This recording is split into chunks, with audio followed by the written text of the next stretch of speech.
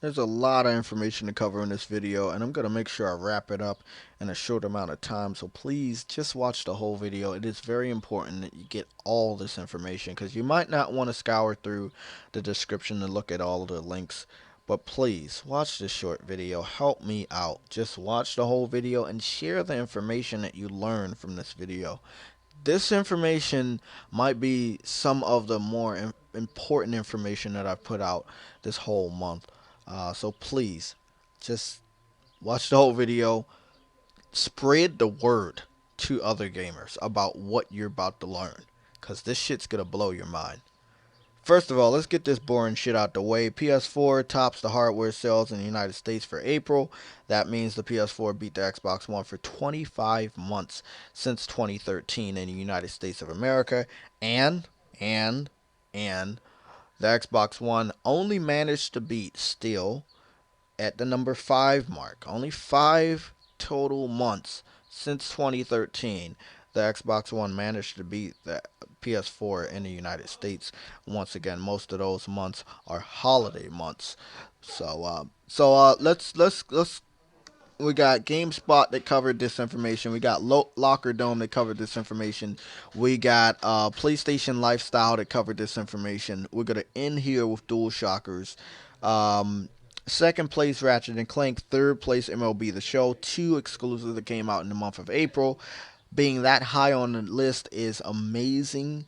We got Quantum Break all the way down here at the 7th spot, and at the last spot, the 10th spot, is Star Fox Zero. Now, remember, I made a good amount of videos about Star Fox Zero, probably about 3 or 2, telling you how shitty the game was, how garbage the game was. Well, it seemed I was right. And as far as the Nintendo fan base, you did not prove me wrong yet. Why? Because you didn't buy your fucking game, which I knew you guys weren't gonna do because any exclusive that comes out, you don't like to fucking buy that shit.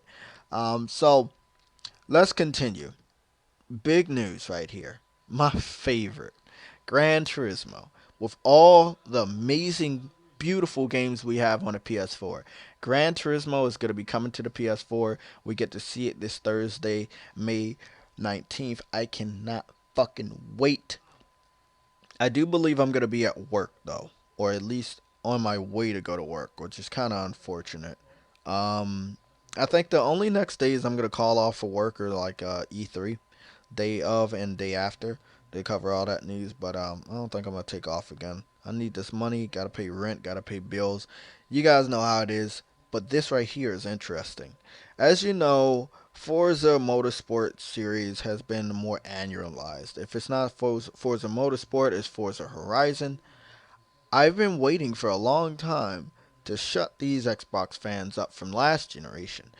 As you guys know, the Xbox 360 came out a year ahead of the PS3.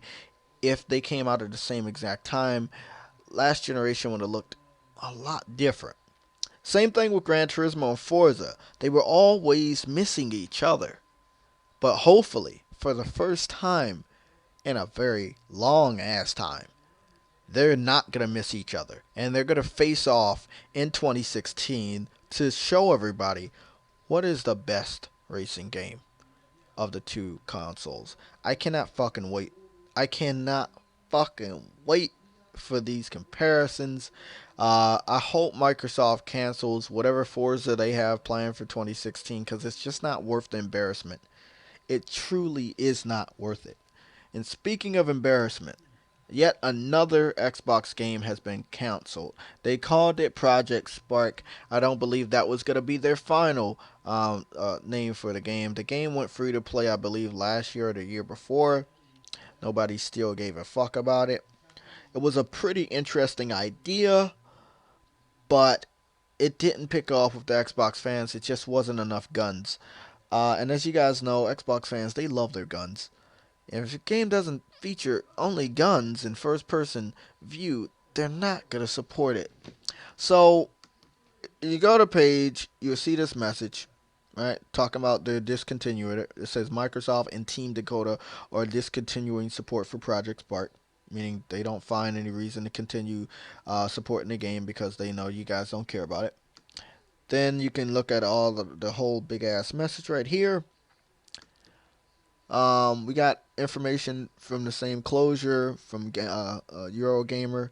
I wanted to bring Eurogamer up because um, I know it's reputable.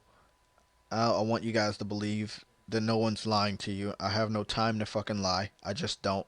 Okay? The shit's getting closed. It's Microsoft's fault. It's not my fault. Can't blame it on Sony. Can't blame it on the PS4. You blame it on your fucking selves. Okay? Xbox gamers, you guys do not support your games just like Nintendo fanboys. Just don't. You just don't. So IGN also covered it. So that link's gonna also be in the description.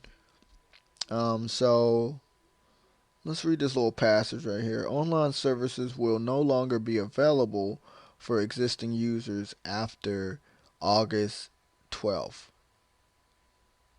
At which point players won't be able to upload or download user created content. So you have up until August 12th. Um, this is pretty interesting, though. Like Project Spark was a very, um, it was a very diverse title. You could do whatever you wanted. Like a three-dimensional Little Big Planet. So I don't know. It was pretty interesting. Um, one of their better games, as far as a PlayStation gamer is concerned. But they just didn't support it. They just did not support it. Sad.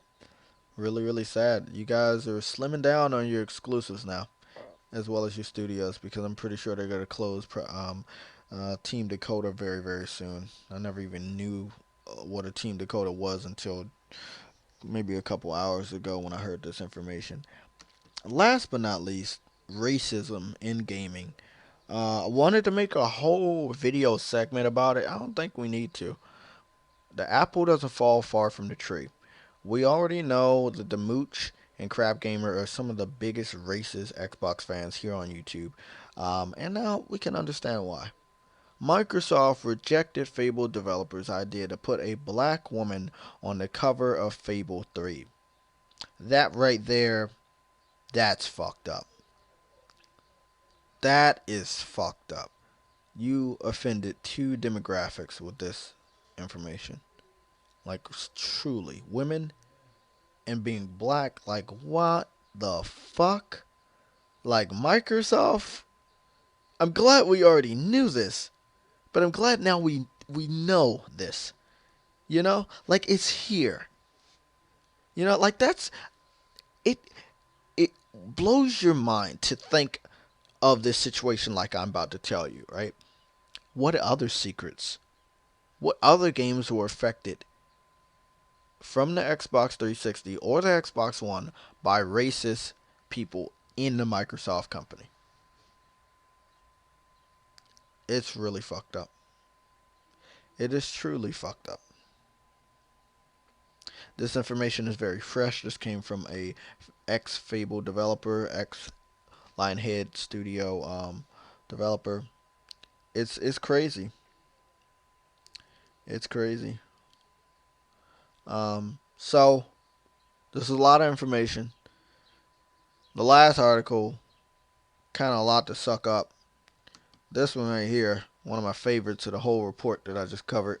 But a lot of shit.